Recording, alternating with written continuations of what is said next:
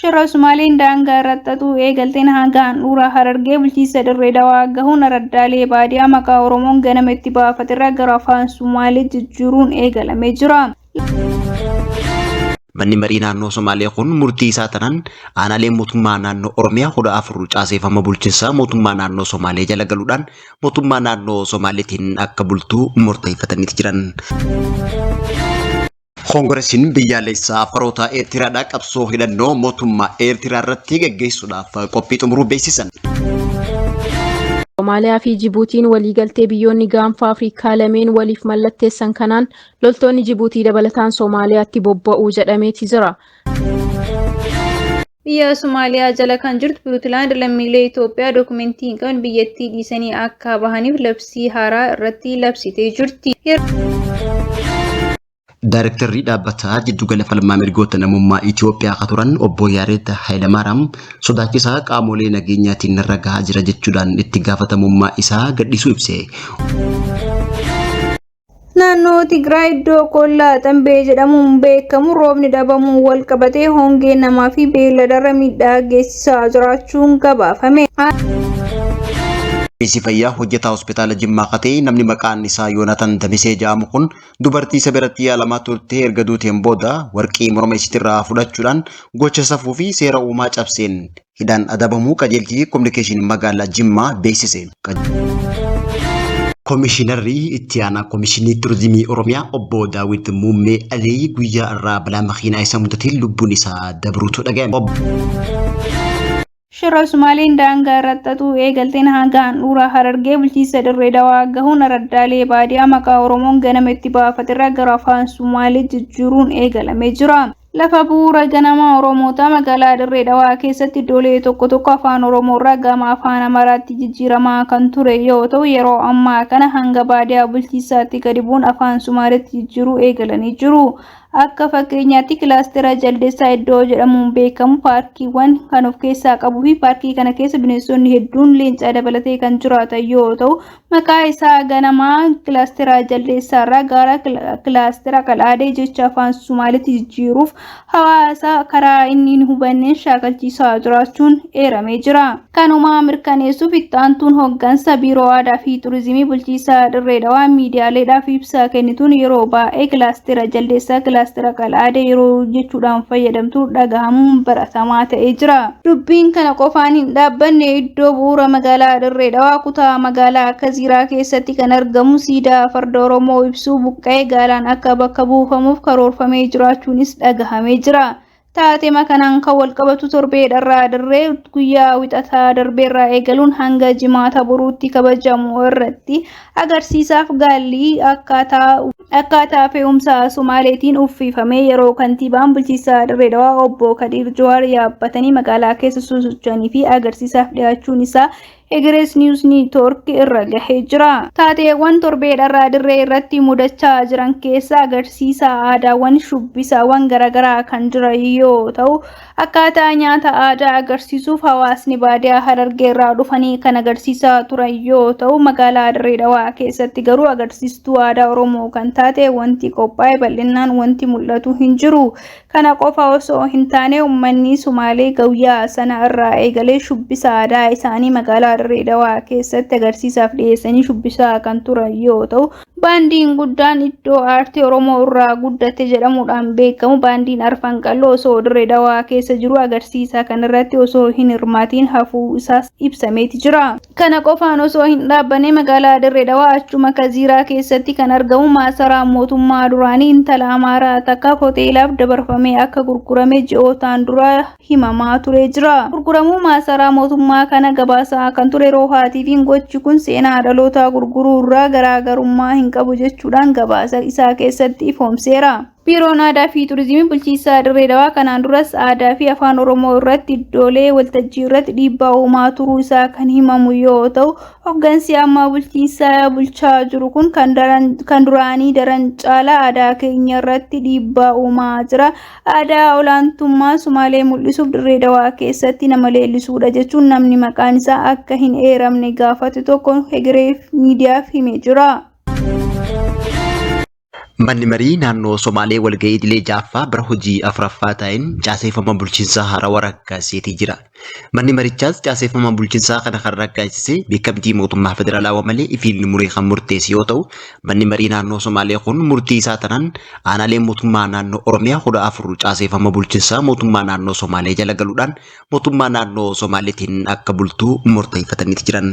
Akkuma beekamu mootummaan naannoo Somaalee duula babal'ifannaa daangaa taasisaa jiruun poolisii naannichaa gara daangaa Oromiyaa gama baatii fi kibbaatiin weerara taasisaa jiruun qonnaan bultoota Oromiyaa lafa daangaa baa Oromiyaatii fi kibba Oromiyaa jiran qe'ee fi qabeenya isaaniitirraa buqqaasuudhaan lafti daangaa Oromiyaa hedduun humna addaa poolisii naannoo Somaaleetiin qabameeti jira. Baatii adoolessaa jalqabaa keessa weerara humna addaa Somaalee baneen magaalaa Dirree Dhawaa dabalatee aanaalee Harargee baatii fi Harargee dhiyaa daangaa irratti argaman irratti taasiseen lubbuun daa'immanii dabalatee qonnaan bultoota hedduus galaafatanii jiran. Weerara magaalaa Dirree Dhawaa Harargee Bahaa Baabbilee Gursum Harargee dhiyaa Doobbaa fi Bordoddeetti godhan booda garaagarummaa baatii tokko hin guunne keessatti manni marichaa naannoo Somaalee kun aanaalee lafa Oromiyaa 14 caaseeffama bulchiinsa haarawaa ta'anii naannoo Somaaleetiin akka bultuu sagalee guutuudhaan raggaasisanii jiran. Akka heera mootummaa Itoophiyaatti dhimmi caaseeffama bulchiinsaatii fi naannoo tokko akka heera mootummaa Itoophiyaatti dhimmi caaseeffama bulchiinsaa naannoo tokko marii biyyoolessaatiin alatti beekamtii mootummaa federaalaa malee murtiiwwan bulchiinsa haarawaa diriirsuu yoo raawwate kan adabsiisu hoggaa ta'u heera mootummaa federaalaa cabsee jaameetii ilaalama. Dhimma kana ilaalchisee mootummaa naannoo Oromiyaatis ta'e mootummaan federaalaa deebii kanneen qabu. Garuu dhimma kanaan wal qabatee xiinxaltoonnii fi hayyoonni siyaasaa Oromoo yaada isaanii ibsaniiti jiru.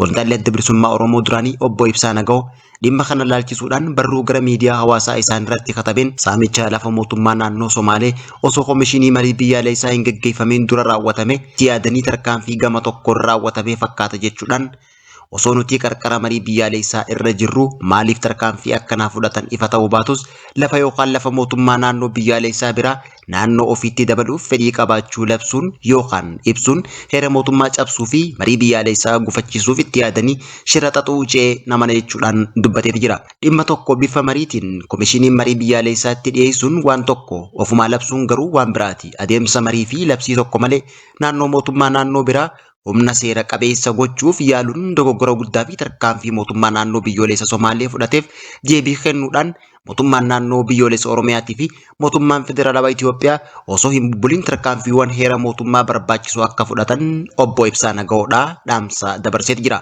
Kana malees addi bilisummaa Oromoo mootummaan naannoo Somaalee caaseeffama haarawaa aanaalee Oromiyaa 14 bulchiinsa fi jala galchuuf murteeffate ilaalchise ibsa baaseen adeemsi amma mootummaan Somaalee jalqabe kun kan akka isaa yaaddeessuu fi akka mormuus ibsaniiti jiran. Daangaan lafa Oromiyaa Harargee Baalee fi Booranni daangaa Somaalee wajjin qabaachuu ibsanii yeroo garagaraatti babal'ifannaan daangaa bulchiinsa naannoo Somaalee taasisuun uummata Oromoo humnaan lafa isaanii irraa fudhachuu turuun yaadachiisaniiti jiran. Ammas taanaan lafti hangafticha Oromoo Moyaaleen guutumaan guututti fudhatu mirkaneessuudhaan mootummaan dhimma kana odoo furuu danda'u callisuu isaatti himateeti jira. Adoolessa 27 bara 2025 irraa jalqabe godina Booranaa keessatti uummanni Oromoo mormii isaa dhageessuun itti fufuudhaan lafti isaa akka isaaf deebi'u gaafachaa jiran. Lafti kee guyyaa guyyaan nurra jirti yaanu dhukkubsit mooyyaleen itti cinnee itti raannee galaan dhiiga taati malee cittee Somaalee hin taatu cittee lafdiinan taatu. Koongiresiin biyyaalessaa Afroota Eertiraadhaa qabsoo hidhannoo mootummaa Eertiraa irratti gaggeessuudhaaf qophii xumuruu beeksisan. Dhaabbanni biyyaalessaa Afroota Eertiraadhaa kan saboota Afar Eertiraa ta'anii biyya Swiidinitti hundeeffamee mootummaa Eertiraa kuffisuudhaaf qabsoo hidhannoo jalqabuuf qophii irra jiraachuu dubbii himaan miseensa hojii raawwachiisaa dhaabbata kana obbo Ali Muhammad Umar beeksiseeti jira. Dhaabbileen mootummaa Eertiraa kuffisuuf qabsaa'an keessaa tokko kan ta'e koongiresiin kun Itoophiyaa keessa taa'ee qabsoo hidhannoo akka taasisuuf mootummaan Itoophiyaadhaa haala mijeessuufis ibsaniiti jiran. Mootummaan Itoophiyaa carraa socho'uu fi dubbachuunuuf kanneen jira haja'uu dubbii himaan kun naannoo Afar magaalaa Samaraatti waajjira banatee jiraachuu fi magaalaa Finfinneettis waajjira isaa banuuf qophiirra akka jiran Doochi Weelee afaan Amaaraatti himaniiti jiran. Torbaanuma dabre kana dhimmoota Afaroota Itoophiyaa Eertiraa fi Afar Djiboutii keessa jiran laalchise akkasumas haala naannicha irratti yuunivarsiitii naannoo Affaar keessatti argamtu yuunivarsiitii Samaraa keessatti gadi fageenyaan marii taasisanii jiraachuus ibsaniiti jiran. Koongiresiin Affaroota Eertiraa gumiin biyyaalessaa Affaar Eertiraa eega hundeeffame waggaa 10 akka dabruu fi tokkummaa uummata Affaar gaafa Afrikaatti gaccemsuuf kan hojjetan ta'ullee beeksisan. Eertiraan biyya saboota isaan keessa jiraattu cunqursuu fi haalli saraaramuu daangaa Eertiraa sirrii kan hin taane ta'us ibsaniiti. Ammas taanaan waraanni Eertiraadhaa daangaa Itoophiyaatti dhiyaachaa akka jirus dubbataniiti jiran. Mootummaan Eertiraa daangaa irratti sochii cimaa loltoota hidhannoo hedduu qaban naannoo Bureetti bobbaasee jiraachuu fi kanaaf ammoo fedhiin waraanaa keessa seenanii Itoophiyaa nagaa dhabsiisuuf ammas itti fufee jiraachuu haasaniiti jiran. Dhaabbanni mormituu Eertiraa Birgeedii Nahimedoo jedhamu kan mootummaa Eertiraan humnaan kuffisuuf akka jirus ifatti beeksisanii kanaan dura koongiresiin biyyaalessaa Affaroota Eertiraa gumii biyyaalessaa Affaar Eertiraa waliin Finfinneetti mari'achaa akka turanis dubbi himaan kun ibseeti jira. Loltoonni Djiboutii Somaaliyaatti akka bobba'aniif biyyoonni lameen waliigaltee mallatteessuutu gabaafame. Somaaliyaa fi Djiboutiin waliigaltee biyyoonni gaanfa Afrikaa lameen waliif mallatteessan kanaan loltoonni Djiboutii dabalataan Somaaliyaatti bobba'uu jedhameeti jira. Ta'us garuu waliigalteen kun hammam dhugaa akka ta'es shakkii qabaachuu fi qabiyyee waliigaltee kanaa guutuunsaa haga ammaatti wanti ifa ta'ee kan hin jirre ta'uu isaati. Waliigalteen Djibuutiitti mallatteeffame karaa ministeera raayyaa ittisa biyyaa Somaaliyaa ifoome akka ibsutti waliigalteen haarawaa mallatteeffame kun dhimma biyyoonni lameen irratti akka xiyyeeffatamuuf waliif galaniiru haala loltoonni Djibuutii dabalataan daangaa Somaaliyaa keessatti bobba'an kan qajeelchuudhas jedhame. Ministeerri raayyaa ittisa Somaaliyaa waliigalteen kun biyyoonni lameen haala kabaja waloo mirkaneessuun bifa kamiin bobba'aa raayyaa waraana kanaa akka gaggeessan itti gaafatamummaa qaamolee lamaanii waltumsaa jiraachuu kan ibsu ta'uu hime. Waliigalticha karaa qondaalaa ittisa biyyaa Soomaaliyaatiin haa dubbatamu malee ibsi gama dubbii himaa mootummaa lameeniituu hin kennamne. Akka qeeqotni siyaasaa gaanfa Afrikaa tokko jedhanitti waliigalteechi jedhame propaagandaa siyaasaa tolfamaadha jechuudhaan Djiboutii biyya ofii isheetu gargaarsa barbaadu ta'uu akeekan. Lammiileen Itoophiyaa Puuntlaand keessaa akka yeroo hatattamaatti bahaniif ajajni irratti baafame. Biyya Somaaliyaa jala kan jirtu Puuntlaand lammiilee Itoophiyaa dokumentii hin qabne biyyattii dhiisanii akka bahaniif labsii haaraa irratti labsitee jirti. Yeroo garaagaraa godaansaaf kan saaxilamanii lammiileen Itoophiyaa biyyoota garaagaraa irraa faca'anii jiraatu. Biyyoota lammiileen Itoophiyaa keessa jiraatan keessaa tokko kan taate Somaaliyaa kutaa Puuntlaand yoo ta'u, lammiileen Somaaliyaa hedduun isaanii Itoophiyaa akka biyya isaanii lammaffaatti keessa jiraachuun isaanii baratamaa ta'aa dhufee jira. Haa ta'uutii malee bulchaan Puuntlaand Abdullaahi ibsa kaleessa galgala baasanii lammiilee Itoophiyaa hundi kan dokumentii hin qabne daddafanii akka biyyattii gadi dhiisanii himuun qaamota gocha kana hin raawwanne irratti tarkaanfii akka fudhataniif Koloneel Habiib Goordii hoogganaa taasisuun filanii jiru. Koloneel Habiib guyyaa har'aa irraa eegalee lammiileen Itoophiyaa Somaaliyaa keessaa akka bahaniif koomaand poostii fayyadamnaa jedhanii jiru. Pirezidaantichi lammiilee Itoophiyaa biyyattii gadhiisanii akka deeman kan murteessan yoo ta'u garuu lammiilee biyyoota biraa Somaaliyaa keessa jiraataniif carraa dokumentii isaanii akka galmeessaniifis dhaamsa dabarsanii jiru. Pirezidaantichi murtee kana kan dabarsine lammiileen Itoophiyaa miseensa Al-Shabaab ta'uun nageenya biyya keenya irratti dhiibbaa uumaa jiran yoo jedhani yeroo adda addaa biyyoota hedduu keessa ari'amaa kan jiran lammiileen Itoophiyaa haalumaan wal fakkaatuun Djiboutii keessa qabeenya horatan gadhiisanii tarkaanfii mootummaan biyyattii irratti fudhateen biyyattii gadhiisanii bahuudhaan rakkachaa turuun isaanis kan yaadatamudha. Daarektarri dhaabbataa jiddugala falmaa mirgoota namummaa Itoophiyaa akka turan obbo Yaared Hayilamaariyaam sodaachisaa qaamolee nageenyaatiin narra gahaa jira jechuudhaan itti gaafatamummaa isaa gadhiisuu ibse. Obbo Yaared miidiyaalee biyya keessaatii fi biyya alaa irratti ibsiisaan waa'ee qabiinsa mirga namummaa biyyattii kennan miidiyaaleen hawaasaa dhaamsi isaanii lammiileen biyyattii waa'ee mirga isaanii akka gaafatanii fi hubachiisaniif waa'ee sadarkaa qabiinsa mirga namummaa Itoophiyaas qe'een isaan dhiyeessan bulchiinsa amma jiru biratti gaarii kan hin taane ta'uu obbo Yaared ibse. Ibsa karaa fuula miidiyaa hawaasaa isaatiin maxxanseen hagarratti qaamoleen nageenyaatiin sodaachisanii garaagaraa narra gahaa turus akkasumas bilbilaan irratti dhaadatamullee kana maratan hojii hojjetaatiin ture. Kanaafis walabummaan sochii hojjechuun rakkoo ta'uu waan nu badhee fi rakkoon fayyaas waan ragaa dhufeef dhaabbatichi bakka isaanii nama biraa akka buusu beeksiseeti jira. Boordiin dhaabbatichaa haga sadaasa bara 2025tti akka turu walii galullee garuu turtiin isaan dhaabbata jiddugala falmaa mirga namummaa Itoophiyaa waliin qaban golabamuu ibseeti. Kanarraa ka'uudhaan torbee lama dura hojii isaa gadhiisuuf iyyata lammataa galchuus obbo Yaareetti ibseeti jira. Obbo Yaareetti ibsa kana karaa miidiyaa hawaasaa isaatiin erga dhiyeesseen booda yaadni kun ka isaa ta'uu fi nama biraa akka hin laallannes beeksiseeti jira.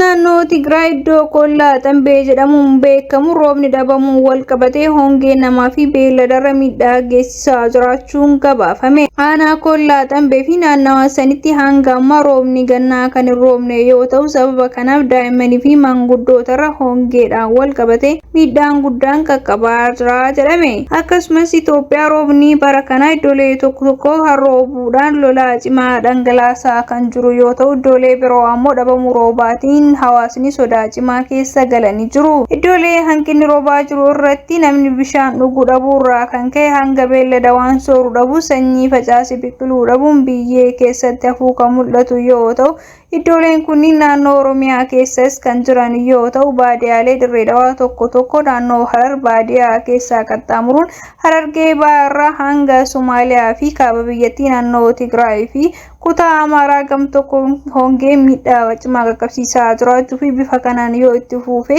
hawaasa yaaddessee jiraachuun isaa himamee jira.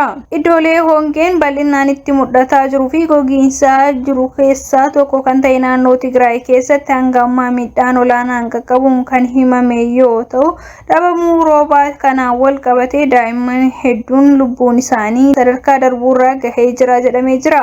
Gama beelladaatiin saawwan 180, harreewwan 4,500 olii fi re'eewwan 13,000 fi hoolonni 15,000 ol lubbuun darbuu waajjirri diinagdee naannichaa beeksisee jira. Dabalataanis lafti hektaaraa 600 irratti sanyiin faca'ee dhabamuun roobaatiin wal qabatee achi buuteen isaa badee kan jedhame yoo ta'u haaluma wal fakkaatuun baha Oromiyaa keessatti iddoolee tokko tokkotti dhabamuu roobaatiin wal qabatee sanyiiwwan faca'an ol deebuu dhabuusaa hawaasni himanii jiru.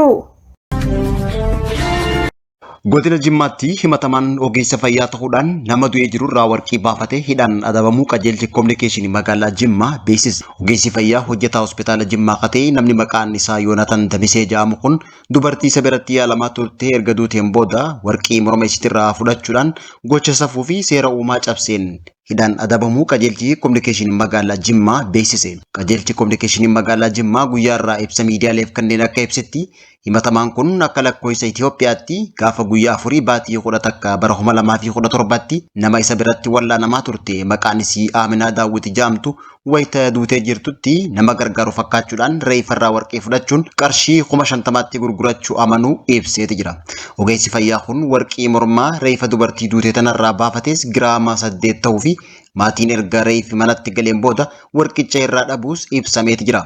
Maatiin nama du'ee taatee kana hordofuudhaan poolisiidhaaf eeruu erga kennaniin booda qorannoon taasifameen booda himatamaan warqicha fudhachuu fi qarshii 50,000tti gurgurachuu amanuudhaan qajeelchi poolisii ibsa baase keessatti addeesseeti jira. Galmeen himatamaa qulqullaa'ee mana murtii magaalaa Jimmaatti dhiyaachuudhaan dhaddacha gaafa guyyaa 18 bara 2017 ooleen ogeessa fayyaa kanatti hidhaa waggaa tokkootii fi baatii 2 irratti murtaa'u kominikeeshiniin qajeelcha poolisii magaalaa Jimmaa ibsa baaseen addeesseeti jira. Haaluma kanaan gochi jibbamaa fi safuu uumaa cabsu kanarraayis namoonni akkasii akka if qusatan qajeelchi kominikeeshinii kun akeekkachiisaa dabarseeti jira.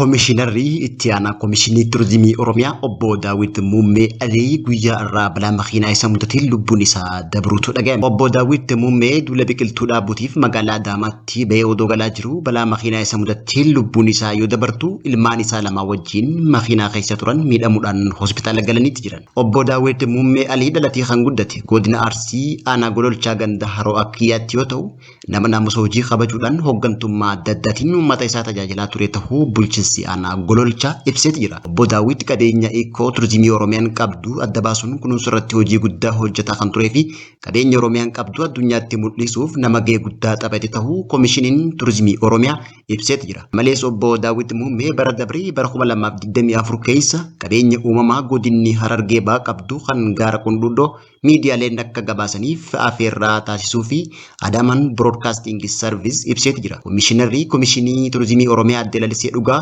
obbo Daawit nama kunuunsa naannoof quuqama guddaa qabu ta'uu himteet jirti. Itti aanaan Koomishinii Turizimii Oromiyaa guyyaa irraa balaa makiinaatiin boqotan obbo Daawit nama hojiitti amanuu fi biyyoota addunyaa 70 ol daawwachuudhaan aangawoota waliin mari'achaa turuu ibsuudhaan kanaan dura immoo Daayireektara Abbaa Taayitaa Kunuunsa Bineensa Bosonaa Itoophiyaa turuus koomishinichi ibsa gaddaa baaseen ibseet jira. Biyyattii balaa makiinaa mudatuun guyyaatti namoonni du'an 25 makiinaadhaan yoo ta'u 50 immoo sababa waraanaa akkasumas 25 sababoota garaagaraatiin ta'uu kanaan dura qorannoon ba'ee mul'isuun ni yaadatama.